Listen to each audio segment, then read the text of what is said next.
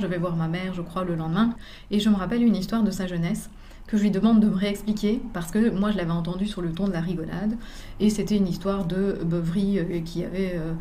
mal tourné en quelque sorte où ses amis, je ne sais plus 3 ou 4 hommes avaient trouvé ça drôle d'aller la jeter dans un abreuvoir à vaches et je me rends compte qu'en fait à la façon dont elle me l'explique que c'était pas drôle du tout et qu'elle a été complètement traumatisée et ils ont dû la maintenir probablement sous l'eau un minimum parce qu'elle en est ressortie avec des bleus, elle s'était défendue et mon père me dit mais ta mère elle était justement enceinte de toi à ce moment-là. Moi à l'âge adulte j'avais tendance à bloquer ma respiration à plein quand je me sentais submergée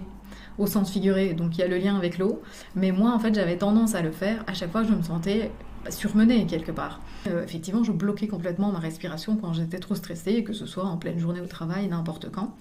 Mais là où c'est important, c'est que je me suis rendu compte que moi j'ai quand même fait un assez long burn-out et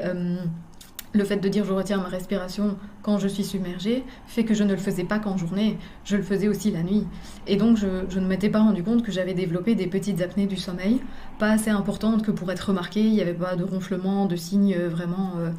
importants. Mais donc comme j'avais déjà le burn-out qui m'avait épuisée en journée, moi j'ai quelque part eu un effet boule de neige qui a complètement empiré mon état de fatigue. Et une fois que j'ai traité avec la méthode cette problématique-là, l'air ne se bloquait plus du tout. Et effectivement, à partir de là, tout doucement, mes nuits se sont améliorées.